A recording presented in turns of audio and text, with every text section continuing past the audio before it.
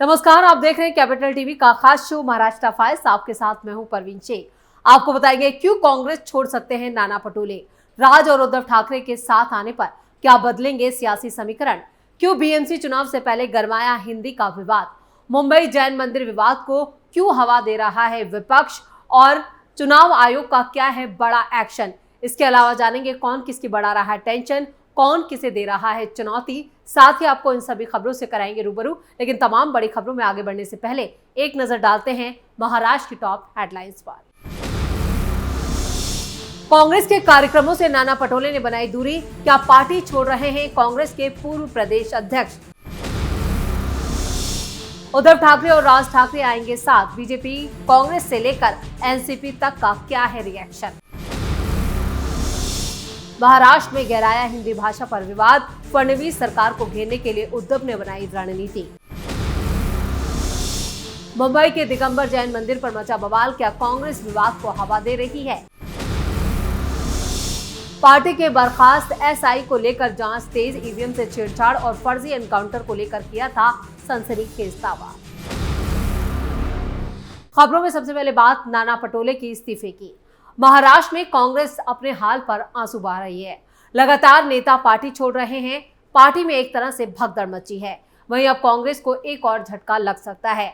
दरअसल कांग्रेस प्रदेश अध्यक्ष पद से हटाए जाने के बाद से नाना पटोले सार्वजनिक कार्यक्रमों या कांग्रेस के जो भी कार्यक्रम हैं उनमें दिखाई नहीं दे रहे हैं। प्रदेश कांग्रेस ने नागपुर में 17 अप्रैल को हुई हिंसा को लेकर सद्भावना शांति रैली निकाली। इस रैली में कांग्रेस के नवनियुक्त प्रदेश अध्यक्ष हर्षवर्धन सपकाल, प्रदेश प्रभारी रमेश चन्नीथला, विजय वडेट्टीवार सहित सांसद, विधायक और पार्टी के सभी सीनियर नेता और पदाधिकारी मौजूद रहे। हालांकि इस दौरान पूर्व अध्यक्ष नाना पटोले गैर हाजिर रहे। नाना की गैर मौजूदगी ने कई चर्चाओं को जन्म दिया है और कई कयास लगाए जा रहे हैं।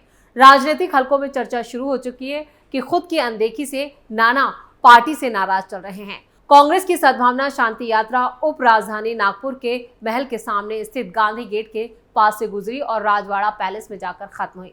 कांग्रेस की और भी इसके बाद कई मीटिंग हुई, कई रैलियां हुई, शांति मार्च, विदर्भ प्रदेश के तमाम बड़े नेता, चंद्रपुर सांसद प्रतिभा धनोरकर, प्रशांत पडोले, श्याम सर्वे, नामदेव किरसान सहित विधायक नितिन राउत और सीनियर मंत्री माणिक राव ठाकरे, सुनील देशमुख सहित पूर्व विधायक, नेता और पदाधिकारी मौजूद रहे। कांग्रेस की रैली में सभी नेता मौजूद रहे, लेकिन पूर्व अध्यक्ष नाना पटोले की गैर मौजूदगी से कई सवाल खड़े हो गए। 2 महीने पहले ही कांग्रेस ने नाना पटोले को उनके पद से हटा दिया था। पार्टी ने पूर्व विधायक हर्षवर्धन सपकाल को अगला प्रमुख घोषित किया है।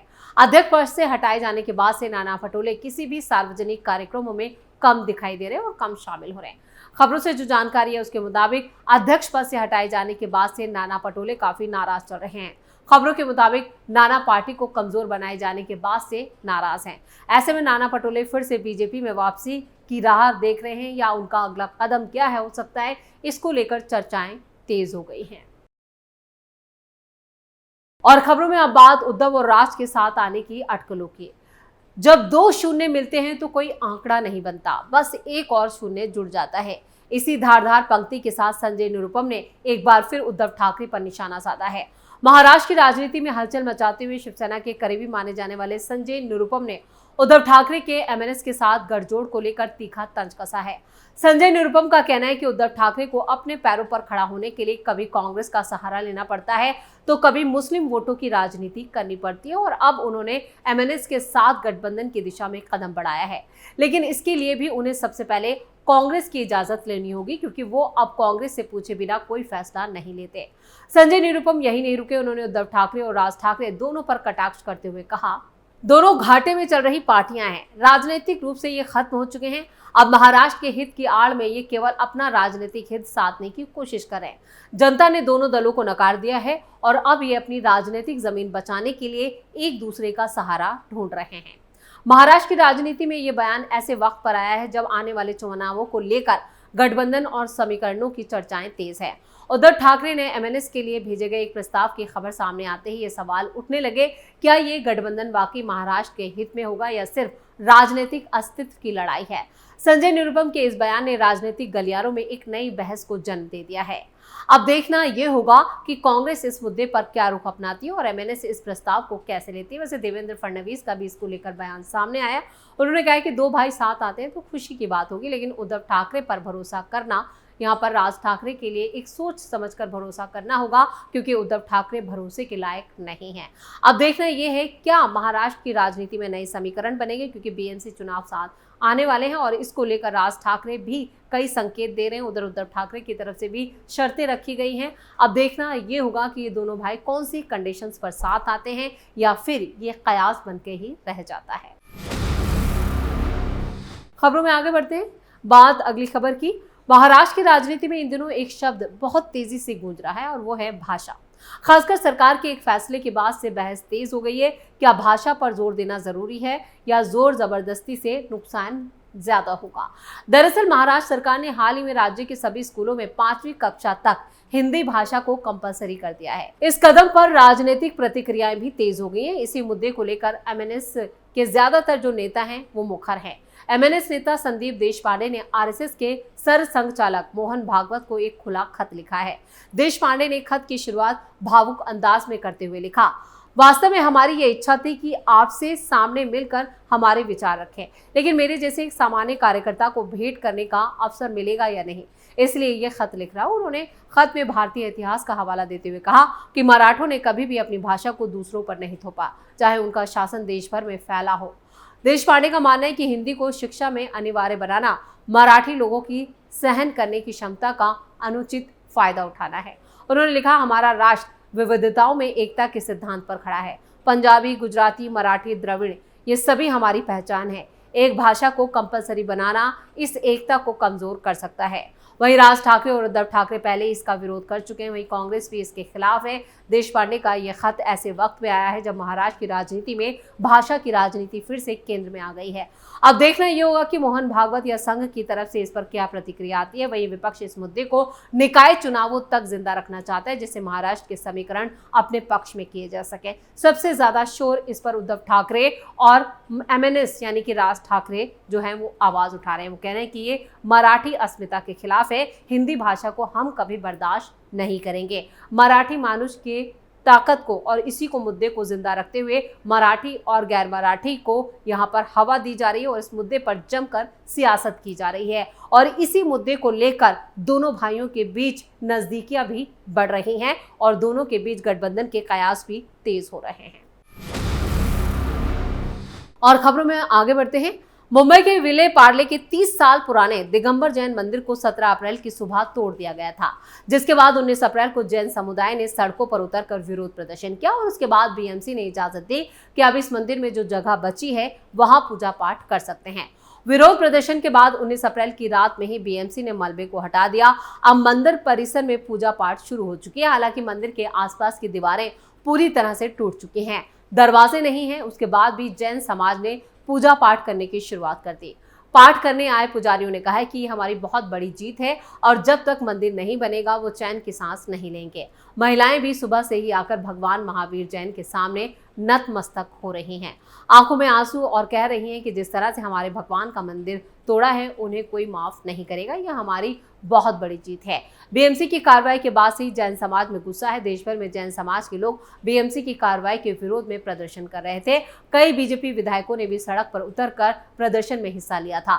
बीएमसी ने कार्रवाई के पीछे तर्क दिया था कि मंदिर का कुछ हिस्सा पहले से आवंटित जमीन पर बनाया गया था जो किसी दूसरे प्रोजेक्ट का हिस्सा है। यही वजह है कि नोटिस के बाद कार्रवाई की गई थी। बीते दिन प्रदर्शनकारियों के एक प्रतिनिधिमंडल ने 2 घंटे तक बीएमसी अधिकारियों से बैठक की और अपनी नाराजगी जाहिर करते हुए मांगों का ज्ञापन सौंपा। हजारों की तादाद में महिलाएं, पुरुष सड़कों पर नारे लगाते हुए नजर आए। सभी ने काली पट्टी बांधकर बीएमसी का विरोध किया। स्थानीय लोगों का आरोप है कि रेस्टोरेंट मालिक के कहने पर ही मंदिर को गिराया गया था। मंदिर तोड़ने के बाद जैन समाज के लोग वहां पहुंचे और मूर्तियों को एक चबूतरे पर रखकर पूजा की। विपक्ष इस मामले को और ज्यादा हवा दे रहा है। खासतौर से कांग्रेस भी इस विरोध प्रदर्शन में शामिल हुई और लोगों को वो भड़का रही है। इस बीच अबू आजमी ने भी आग में घी डालने का काम किया। सपा प्रमुख ने कहा कि जिस तरह से मस्जिदों को निशाना बनाया जा रहा है और अब मंदिरों को, वहीं कांग्रेस ने इस मामले में विरोध करके लोगों का साथ दिया। लेकिन फडणवीस सरकार ने वक्त रहते विपक्ष के मंसूबों पर पानी फेर दिया और बीएमसी की तरफ से ही परिसर में पूजा करने की इजाजत दी गई। खबरों में आगे बढ़ेंगे। इधर बीड जिले के बर्खास्त सब इंस्पेक्टर रणजीत कासले ने न सिर्फ परली विधानसभा चुनाव में ईवीएम से छेड़छाड़ का आरोप लगाया, बल्कि उन्होंने फर्जी एनकाउंटर को लेकर भी सनसनीखेज दावा किया है। लेकिन अब कासले खुद कानूनी घेरे में आ चुके हैं। कासले ने चुनाव आयोग पर भी धांधली का आरोप लगाया था, जिसके बाद 19 अप्रैल को चुनाव आयोग ने इस मामले में संज्ञान लेते हुए पुलिस थाने में केस दर्ज करवाया और खुद अंतरिम जांच भी शुरू कर दी। बर्खास्त पुलिस उप निरीक्षक रंजीत कासले ने दावा किया कि उन्हें 10 लाख रुपए की पेशकश की गई थी ताकि वो ईवीएम में कथित छेड़छाड़ कर चुप रहे। कासले ने यहां तक कहा था कि ये रकम 21 नवंबर 2024 को उनको बैंक खाते में जमा की गई थी। इसी बयान के बाद चुनाव आयोग हरकत में आया था और नायब तहसीलदार अन्ना वंजारे की शिकायत पर संभाजी नगर पुलिस थाने में कासले के खिलाफ मामला दर्ज किया गया।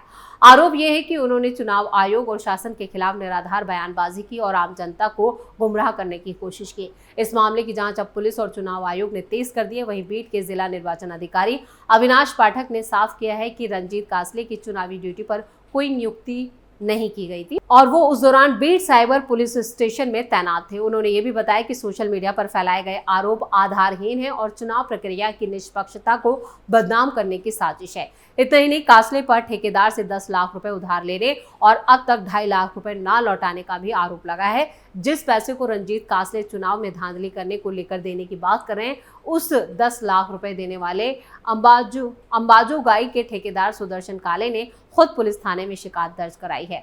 काले ने पुलिस अधीक्षक से शिकायत करते हुए बताया कि उन्होंने ये रकम कासले को उधार दी थी, जो उन्होंने चुनाव के दौरान ईवीएम से दूर रहने की एवज में लेने का दावा किया था।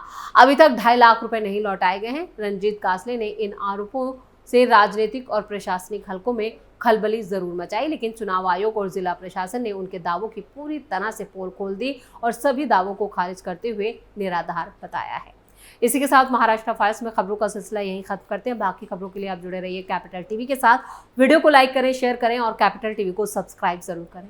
नमस्कार।